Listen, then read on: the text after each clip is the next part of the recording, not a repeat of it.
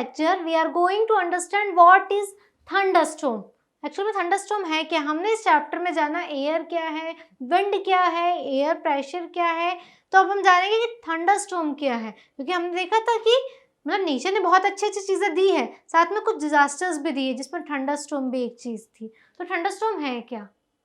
When air moves gently, तो जब air gently move कर रही है अच्छे से, जो विंड ब्लो हो रही है, तो उसको हम क्या कह रहे हैं? ब्रीज। ब्रीज कह रहे थे हमने, सी ब्रीज, लैंड ब्रीज जाना, क्योंकि एयर जेंटली मूव कर रही है। While when it moves violently, अब क्या है कि वो जेंटली मूव नहीं कर रही है, वायलेंटली, काफी तेजी से तूफान आ रहा है, तो इसे क्या कहते हैं? It is called storm. अब क्या है, स्टॉर्म और एयर विंड में डिफरेंस समझ में आया कि मतलब जेंटली जब ब्लो कर रही है तो ये हो जाएगा ब्रीज हो जाएगा, या फिर उसको विंड बोलेंगे। लेकिन जब वो काफी हैवी स्पीड से, हाई स्पीड से जाएगा तो ये होता है स्टॉर्म। तभी तो हम कहते हैं तूफान आता है तो कितनी स्टॉर्म बोल रहे हैं कि आ रहा है तो कितनी तेज हवाएं चलती है। तो रीजन बिहाइंड दिस कि आखिर कैसे आ रहा है, ये क्यों तेज हवाएं चल रही है। When the pressure of air drops, it indicates the possibility of a storm. तो जहाँ पे प्रेशर ड्रॉप होगा एयर का, स्टॉर्म की पॉसिबिलिटी है, क्योंकि हमने ये पढ़ा था कि स्पीड अगर ज़्यादा है तो एयर प्रेशर लो हो जाएगा, डिक्रीज हो जाएगा, ये हमने इस चैप्टर में पहले पढ़ चुका है। तो स्टॉर्म के भी क्रिएट होने की यही चांसेस है कि प्रेशर वहाँ पे क्या होता है, कम हो जाता है। प्रेशर जितना कम, स्पीड उतनी तेज हो जाएगी, स्पीड एयर की तेज हो जाएगी तो स्टॉर्म बन जाएगा। तो दैट मीन्स प्रेशर कम हो चुका है बहुत ज़्यादा।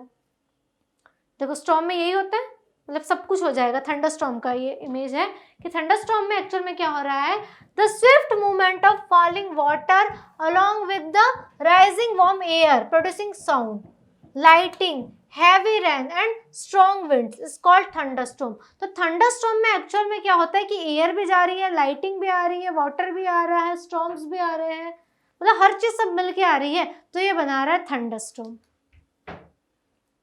It develops in hot and humid tropical areas like India and is accompanied by heavy rains or hails. तो एक्चुअल में ये इंडिया में होता है क्योंकि इंडिया क्या है, ह्यूमिड ट्रॉपिकल एरिया है, और ह्यूमिड ट्रॉपिकल एरिया में ये बहुत चांसेस है कि ये चीज़ होगा, थंडरस्टॉर्म होगा। और थंडरस्टॉर्म में होता क्या है एक्चुअल में कि तूफान तो आएगा, स्टॉर्म तो आएगा, साथ में रेन आएगी, हेल आएगा, मतलब लाइटिंग, हर चीज़ होगा, हर चीज़ का जो मिक्सचर है यही तो आपका स्टॉर्म बना रहा है, थंडरस्टॉर्म बना रहा है। Thunderstorms are produced by the dark clouds which form at the fairly low altitude in the atmosphere. तो देखना जब भी थंडरस्टॉर्म आ रहा है तो क्लाउड्स एकदम डार्क हो जा रहे हैं, तो लो एल्टीट्यूड में डार्क क्लाउड्स बन जा रहे हैं, और ये डार्क क्लाउड से क्या कर रहा है, थंडरस्टॉर्म लेके आएंगे। In the tropical area, the air gets warmed up and makes it to rise, whereas humidity provides the water vapors for the formation of the cloud.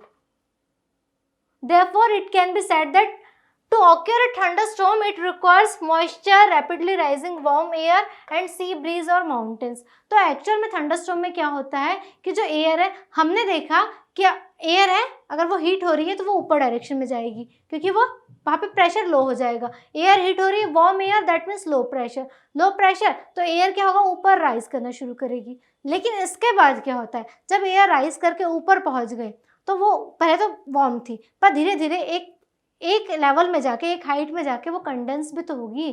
जब वो कंडेंस होगी तो जो लाइट एयर, मतलब एकदम लाइट पार्टिकल्स थे, air थी, वो ऊपर गई थी, वो कंडेंस होके नीचे तो आएगी, तो वो तब वहाँ जाके वाटर ड्रॉपलेट के रूप में नीचे आएगी। लेकिन किस कंडीशन में, जब एयर ऊपर गई है तो आपको एयर में क्या कंडीशन चाहिए कि मॉइस्चर होना चाहिए, क्योंकि मॉइस्चर रहेगा तभी तो वो नीचे आएगी। तो जो थंडरस्टॉर्म में रहता है वो मॉइस्चर रिक्वायर करता है कि मॉइस्चर ज़रूरी है एयर में। Rapidly rising warm air and sea breezes और माउंटेन्स, तो क्या होता है कि सी ब्रीजेस या माउंटेन ब्रीजेस जब ऊपर जाती है, रैपिडली ऊपर जाएगी, उनमें क्या होता है, मॉइस्चर होता है, और ये ऊपर जाके एक टाइम में जब कंडेंस होगी तो ये रैन के फॉर्म में नीचे आएगी। Clear? Now the precautions to be taken during a thunderstorm, क्योंकि थंडरस्टॉर्म नॉर्मल विंड से तो काफ़ी डिफरेंट है। हमने देखा कि जहाँ ही हमने नाम लिया है कि स्पीड बढ़ जानी चाहिए, स्पीड यानी काफ़ी लेवल में बढ़ जाएगी, तो आपको कुछ तो प्रिकॉशंस लेने पड़ेंगे। तो एक्चुअली प्रिकॉशंस क्या क्या लेना है आपको थंडरस्टॉर्म में? A thunderstorm is accompanied by lightning which is a giant electric spark. It may kill people, animal and can damage buildings. तो एक्चुअल में क्या है कि थंडरस्टॉर्म में मतलब इलेक्ट्रिक स्पार्क होने के भी बहुत चांसेस है। तो फिर क्या है कि इतने स्पार्क हो सकते हैं कि पर्सन्स को भी हार्म कर सकते हैं, एनिमल्स को इवन किल कर सकते हैं। तो आपको प्रिकॉशंस तो काफ़ी लेने हैं इसमें। Therefore, you must take the following precautions during a thunderstorm to protect ourselves from the lightning. तो कौन कौन से precautions है? तो डिफरेंट कंडीशंस है कि आपको किस कंडीशन में क्या प्रिकॉशंस लेना है। तो पहली कंडीशन है when you are in open area, कि जब आप घर से बाहर है, ओपन एरिया में है, खुले मैदान में, तब आपको क्या प्रिकॉशंस लेना है। Do not take shelter under a isolated tree और बिल्डिंग। तो आपको एक ट्री या बिल्डिंग के अंदर तो शेल्टर बिल्कुल नहीं लेना है। मतलब आपको ये नहीं सोचना है कि ट्री के नीचे जाएंगे तो हम सेफ है, बिल्कुल नहीं है। If you are in the forest take shelter under a small tree.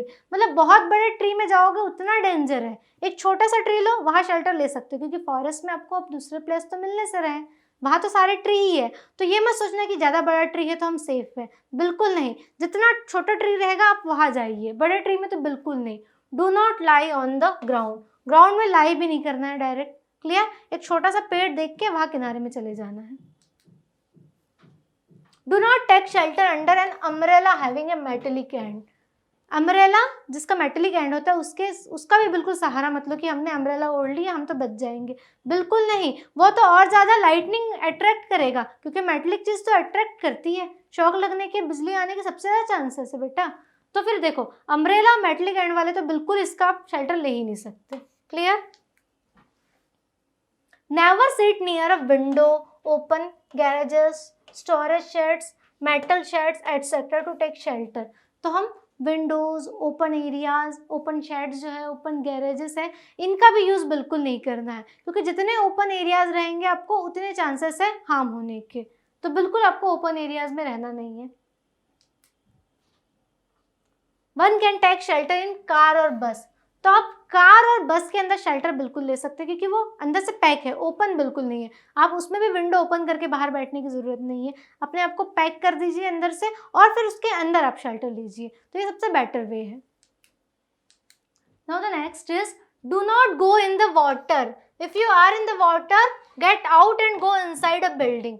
तो कहा गया है कि वाटर में तो बिल्कुल नहीं रहना है, वहाँ पे हाईली रिस्क चांसेस है। तो अगर आप वाटर में है भी तो बाहर आइए, बिल्डिंग में जाइए, क्योंकि ये ज़्यादा रिस्की चीज़ है, क्लियर। तो यहाँ पे दिख भी रहा है आपको इमेजेस कि कैसे पेड़ों के अंदर नहीं जाना है, एक घर में एक आइसोलेटेड रूम में जाओगे ज़्यादा बेटर सेफ्टी रहेगी। टावर्स के पास नहीं जाना है आपको, बाहर ग्राउंड में नहीं जाना है, क्लियर। तो एक घर के अंदर पैक रहोगे बिल्डिंग के अंदर, ज़्यादा बेटर है। Now when you are in inside, तो हमने डिफरेंट केसेस देखे थे कि पहला अगर आप ओपन एरिया में है तो क्या करें। अब हम देख रहे हैं कि when you are in inside, घर के अंदर है तब भी आपको प्रिकॉशंस लेने हैं। तो कौन कौन से प्रिकॉशंस लेने हैं हम जानेंगे। Do not sit near an open window, close the doors and Windows properly. तो आपको घर की खिड़कियां खोल के, दरवाजे खोल के मजा नहीं लेना है मौसम का, बल्कि बंद करके रखो प्रॉपरली, पूरे डोर्स विंडोज सब क्लोज कर दो, ज़्यादा बेटर है। Do not touch operate any electrical devices और टेलीफोन। तो बिल्कुल इलेक्ट्रिकल डिवाइसेस, टेलीफोन, क्योंकि क्या होता है ये वायर्ड है सारे, तो लाइटनिंग क्या होता है कि इनमें लाइटनिंग आने का बहुत ज़्यादा चांसेस होते हैं, आपको करंट लग सकती है, डायरेक्ट कोई भी शॉर्ट सर्किट हो सकता है उस टाइम पे। तो इसलिए इलेक्ट्रिकल अप्लायंसेस को बिल्कुल टच नहीं करना है। विंडोज़ भी खोल के नहीं रखना है, क्योंकि इतनी तेज़ी से थंडरस्टॉर्म आ रहे हैं, बहुत हैवी स्पीड में विंड आ रही है, वो डायरेक्ट अंदर आ सकती है। उसके अलावा लाइटनिंग का भी डर रहता है, तो मेटलिक होती है विंडोज़, तो ये सब चीज़ें मतलब रिस्की है। Do not watch TV. Actual में टीवी भी इलेक्ट्रिकल डिवाइसेस है, टीवी ऑन करके रखा है आपने, अगर मान लो लाइटनिंग हुई पूरा शॉर्ट सर्किट हो जाएगा, सब बंद हो जाएगा, तो ये सब चीज़ें नहीं करनी है।